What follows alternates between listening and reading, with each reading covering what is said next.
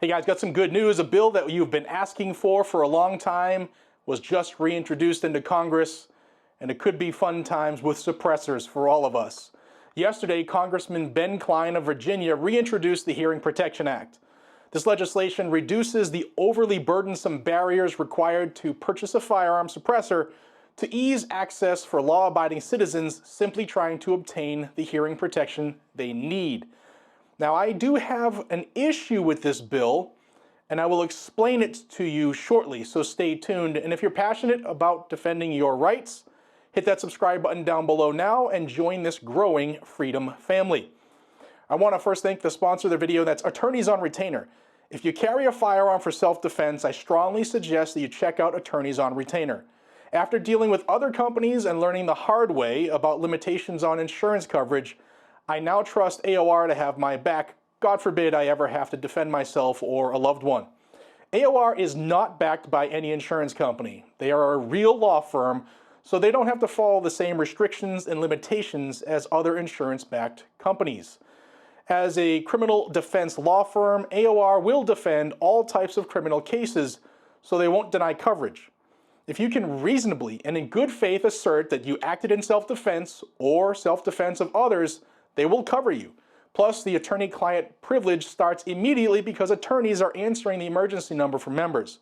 After you become a member of Attorneys on Retainer, they will cover your self-defense case even if you're charged with or reasonably concerned about being charged with a crime, whether it's a felony or a misdemeanor.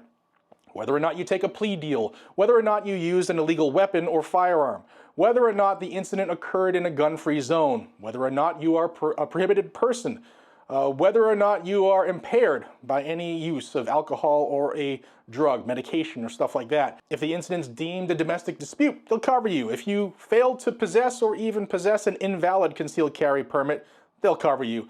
If the incident involved negligent or accidental discharging of your firearm, they'll cover you. If the incident appeared to be a bad or questionable shoot, they'll cover you. They will not drop you. And if you are not charged with a crime, they will represent you in court as a victim and deal with the press if the bad guy is charged. You can't say that about some of the other programs out there. Plus, if you join now, I will save you $50 off your individual sign-up fee or $25 off your family plan sign-up fee if you use my link below and enter the code GNG. Get serious about your own self-defense. Get Attorneys on Retainer. All right, immediately, there were, right out of the chute, 38 co-sponsors to this piece of legislation, with many more expected shortly, and it stands an excellent chance of passing a floor vote in the United States House of Representatives. The Hearing Protection Act is supported by the American Suppressor Association, the ASA, the National Shooting Sports Foundation, the NSSF, the National Rifle Association, the NRA, the Congressional Sportsmen's Foundation, CSF, and the Academy of Doctors of Audiology, the ADA.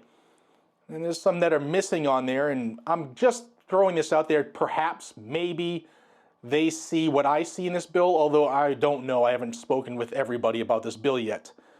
Now, Representative Cline said this: Americans who enjoy hunting and target shooting should be able to do so safely and legally without facing burdensome government regulations. The Hearing Protection Act will reclassify suppressors, making it easier for law-abiding gun owners to protect their hearing while enjoying recreational activities. It's time to ensure that our Second Amendment rights are upheld, allowing responsible citizens to enjoy their freedoms without unnecessary obstacles. Sounds good. Knox Williams, who is the president of the ASA and the executive director, said, "The Hearing Protection Act is the epitome of common sense legislation. Law-abiding citizens should not have to pay a tax to protect their hearing when they exercise their Second Amendment rights." The American Suppressor Association applauds Rep. Cline for his leadership and willingness to fight for the rights of gun owners across the United States. All right, here is the bill. I'll show it to you. It's only a couple pages long, and then I'll explain the problem I have with this bill as well. Here's page 1, and under the short title, this act may be cited as the Hearing Protection Act. Next page, you can see the effective date would be 90 days after the date of enactment of this act, which should be immediate, but we'll just keep going here. Section 3 says treatment of certain silencers. Section 5841 of the Internal Revenue Code of 1986 is amended by adding at the end the following. F. Firearm silencers. A person acquiring or possessing a firearm silencer in accordance with Chapter 44 of Title 18 U.S. Code shall be treated as meeting any registration and licensing requirements of the National Firearms Act with respect to such silencer. Section 4. Preemption of certain state laws in relation to firearm silencers. Section 927 of Title 18 U.S.C. is amended by adding at the end the following. Notwithstanding the preceding sentence, a law of a state or a political subdivision of a state that imposes a tax other than a generally applicable sales or use tax on making, transferring, using, possessing, or transporting a firearm silencer in or affecting interstate or foreign commerce, or imposes a marking, record-keeping, or registration requirement with respect to such a firearm silencer shall have no force or effect. Section 5. Destruction of records. Not later than 365 days after the date of enactment of this act, the Attorney General shall destroy any registration of a silencer maintained in the National Firearms Registration and Transfer Record pursuant to Section 5841 of the Internal Revenue Code of 1986. Any application to transfer filed under Section 5812 of the Internal Revenue Code of 1986 that identifies the transferee of a silencer, and any application to make filed under Section 5822 of the Internal Revenue Code of 1986 that identifies the maker of a silencer. So all the records would be destroyed. Section 6, amendments to Title 18 United States Code. This is where my issue comes in. So follow along, and hopefully I'll get you to understand my issue. So Title 18 U.S.C. is amended, 1, in Section 921 alpha by striking paragraph 25 and inserting the following, paragraph 25.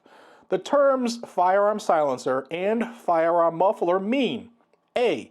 Any device designed or redesigned, made or remade, and intended to silence, muffle, or diminish the auditory report of a portable firearm and to be attached to a portable firearm directly or through a mount, adapter, or other device that is not a firearm silencer or firearm muffler, or B.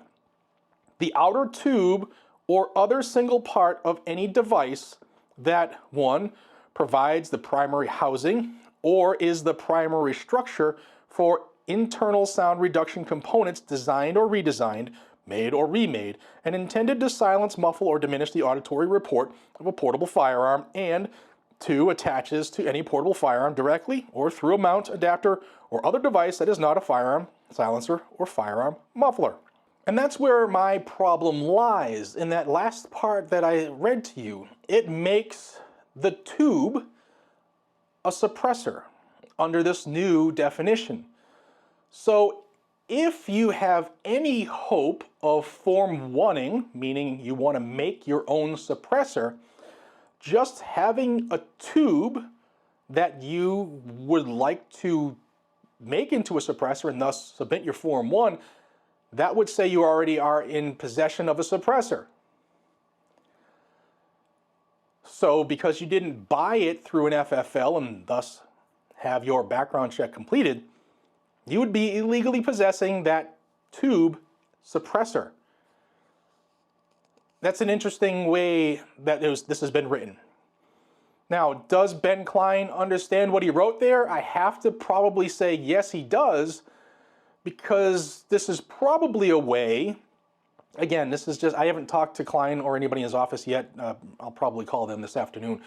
But this is probably a way for Congress, or for Ben Klein, to get more people in Congress to agree with this bill, especially if and when it goes to the Senate, to attempt to get 7 Democrat senators to sign on, because this would essentially make solvent traps illegal. They would not be included in the definition of firearm suppressor or firearm muffler. The tube is the issue, not the baffles or the entire thing together, the tube. So if you have a mag light, an old school mag light that's threaded on both ends of that tube, and you want to, in theory, the second you think that you want to turn that into a suppressor, then you just broke this If it becomes a law, you just broke the law. So that's my problem with it. Now, let me know what you think down below. Seriously, in the comments, what do you think of that? It would basically get rid of Form 1ing something, because you would have to have the parts before you Form 1 it. Or do they want you to Form 1 it before you have the parts? And you can't do that because you need to tell them the... So anyway, does the bill have a real chance to become a law? Let's discuss that. Will it pass the House? It should.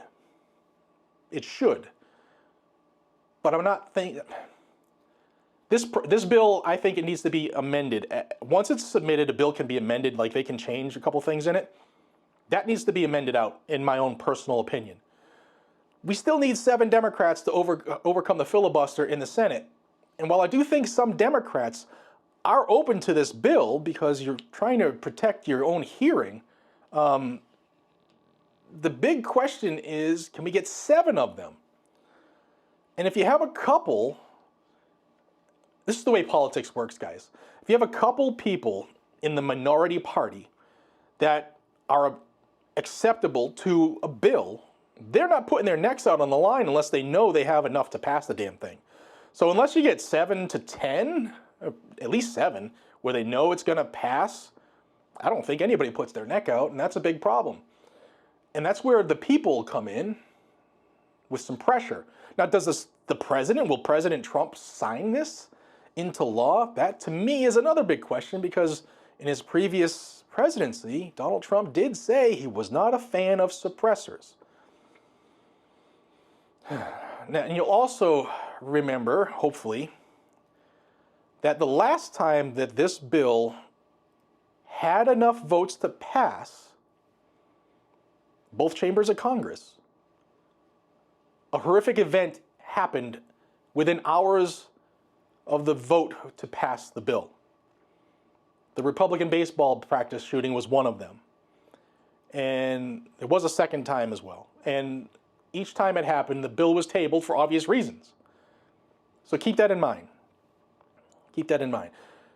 If you want this bill to stand a chance, you absolutely, we need a ton of pressure applied to our representatives right out of the box.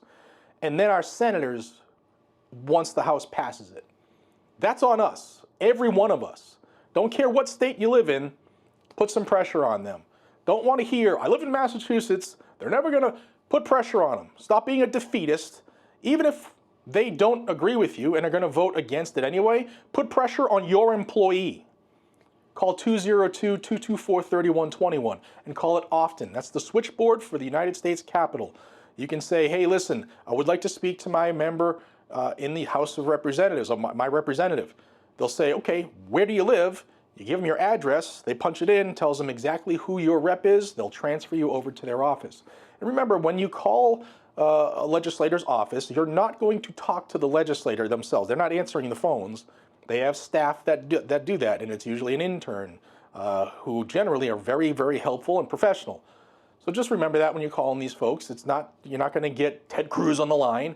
So keep that in mind. And if you value your rights and you want to stay updated on critical Second Amendment cases, hit the subscribe button down below. That big red button doesn't cost you a red cent to hit. It just gets you involved and keeps you in the loop here on Guns and Gadgets. Share the video as well if you think other people should know about this. Together we can ensure that every American's voice is heard in this ongoing fight for freedom, especially for suppressors.